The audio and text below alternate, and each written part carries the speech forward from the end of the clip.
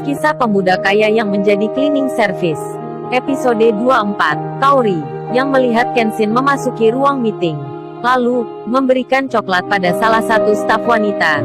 Ketika melihatnya wajahnya jadi cemberut, raut mukanya kusut dan gelisahnya minta ampun. Seakan penuh marah dan emosi. Lalu ia tak bisa menahan laju dirinya. Segera saja ia buru-buru merapikan buku, lalu berjalan dan menghampiri Kenshin. "Mas, mau tanya, ada lagi gak coklatnya untuk saya?" Kenshin yang kaget tiba-tiba ada Kaori di sebelahnya, membawa buku minta coklat lagi. Staf wanita yang baru diberi coklat Kenshin tentu tak tahu apa maksud dari ucapan Kaori. Namun, ia bicara sendiri dalam hati, "Padahal coklat ini kan aku beli sendiri, kok minta sama cleaning service, dipikir gratis kali ya?" Pikir staf wanita itu yang salah paham pada Kaori. Berhubung Kenshin feelingnya kurang so good gitu, ia tidak mengerti kondisinya. Atau Kenshin yang memang gak tahu perasaan Kaori ya. Ia dengan polosnya menjawab, "Ini coklatnya cuman beli satu saja non, hanya untuk mbak ini." Si wanita yang ada di depan Kenshin pun ikut bicara dan menawarkan coklatnya. "Ini untuk nonnya saja." Namun Kaori tak menerimanya. Karena mendengar ucapan Kenshin yang seperti itu, Kaori makin naik tensinya. Buru-buru saja tanpa bicara ia langsung meninggalkan Kenshin. Rena yang sedang bersiap meninggalkan ruang meeting terlihat sedang berbicara dengan relasi kerjanya. Kenshin yang masih berdiri dan baru saja dihampiri Kaori. Tentu staf yang dari perusahaan lain. Paling-paling mereka beranggapan sama. Wanita cantik yang mendatangi cleaning service itu, barangkali sekedar bertanya, atau minta tolong belikan sesuatu. Sementara di ruang tengah, di tempat yang disediakan khusus tempat istirahat dan jamuan makan siang, tepat jam 12:15, para tamu undangan satu persatu memasuki ruang itu. Nampak makanan dari berbagai macam menu ada di atas meja-meja, beserta buah-buahan dan minumannya. Ruangannya semerbak wangi harum, dengan gedung yang tinggi berwarna putih ibarat istana dalam perusahaan. Di samping depan nampak berhias kaca hitam yang tak bisa dilihat dari luar. Namun bisa melihat suasana yang ada di luar dari balik kaca itu. Kenshin yang beberapa menit barusan menemui masalah hal yang tak pernah ia bayangkan sebelumnya. Ia bertemu teman sekolahnya, yang rumahnya berada di kawasan belakang perusahaan ini. Sementara, Ririn dan ibunya, yang bahagianya tak terkira, dan mimpi pun tak pernah terbayangkan. Tiba-tiba saja, di pagi ini menjadi pemilik rumah yang selama ini bertahun-tahun mereka kontrak. Ririn yang penasarannya berlebih dan belum terjawab, mencoba bertanya pada salah satu orang yang ditelepon Kenshin, yang akan meninggalkan rumahnya, karena segala urusan jual beli telah selesai. Bos rumah dan anak buahnya yang terlebih dulu sudah meninggalkan tempat. Ririn yang penasaran kemudian bertanya pada orang itu, "Pak, saya mau tanya, sebenarnya Kenshin itu siapa ya?" Pak Ajudan menjawab dengan mengingat pesan tuan mudanya. "Oh Mas Kenshin, ya seperti itulah. Ia kerja sebagai cleaning service di tempat itu," menunjuk sebuah gedung yang terlihat dari rumah. Sebelum bertanya lebih jauh, Pak Ajudan buru-buru pamit balik sambil memberikan amplop coklat. "Bu, ini titipan Mas Kenshin untuk keperluannya." Tanpa banyak bicara, segera saja dua orang tersebut melangkah dan meninggalkan rumah itu. Ririn dan ibunya, sampai tak habis pikir dan tak bisa berkata apa-apa lagi. Mereka berpikir kita sudah mendapat rumah, masih saja diberi uang. Sungguh, betapa baiknya Kenshin. Ririn pun makin penasaran dengan temannya itu. Lalu, suasana di ruang jamuan nampaknya makin ramai. Staf lelaki yang tadi pagi, masih saja mereka tak bosannya melihat dan membicarakan Kaori dan Rena. Meja-meja yang tertata rapi. Tiap meja memiliki tempat duduk 5-7 kursi.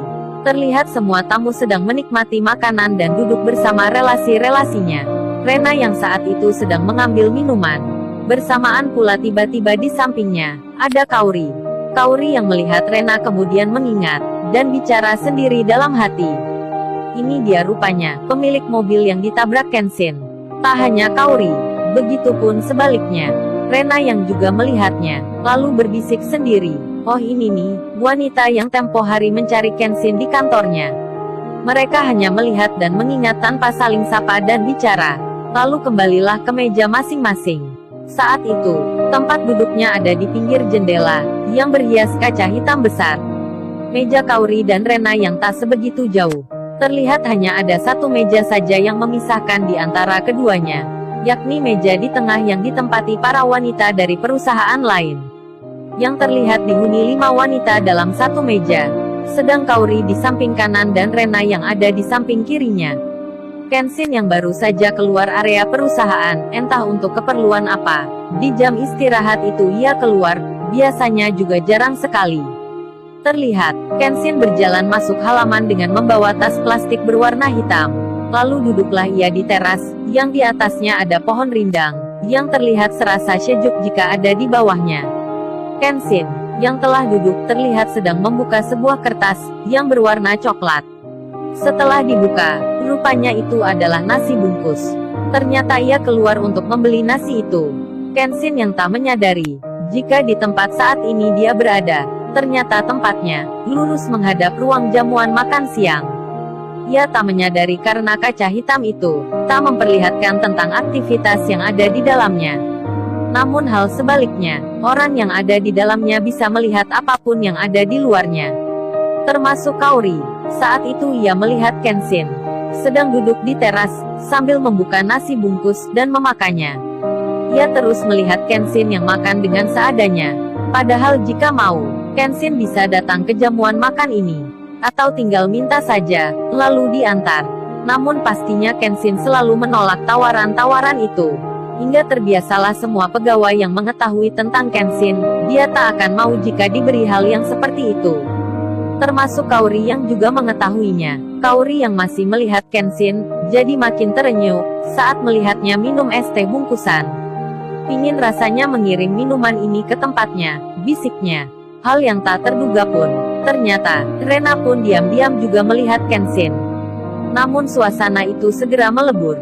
Tatkala staf yang dihuni 5 wanita yang ada di tengah ternyata pula juga sedang melihat Kenshin, lalu salah satu dari mereka terlihat membicarakannya. Coba lihat itu deh, cleaning service yang duduk di teras itu, lumayan cakep juga ya. Tapi kok jadi cleaning service ya? Mereka tak tahu dengan orang yang ada di samping dan kiri mereka, maksudnya Kaori dan Rena. Lebih lanjut mereka semua melihat Kenshin dengan seksama, lalu semuanya berkata, iya cakep juga nih, kenapa ya kerjanya jadi cleaning service gitu? Coba kenalan aja lo Sally yang dimaksud temanya berkata. Pasti deh ia langsung nerima kenalanmu, tapi entar kalau jadi teman, apalagi entar kalau jadi cowok lo, siap-siap aja ya. Maksudnya apa nih? Sally bertanya. Ya siap-siap aja lah, kalau ada yang bilang gini, cantik-cantik kok cowoknya seorang cleaning service ya. Lalu tertawalah mereka semua, dikira pembicaraan mereka tak terdengar, khususnya Kaori yang begitu jelas menyimak. Rena yang melihat itu jadi terdiam sejenak, lalu merenung.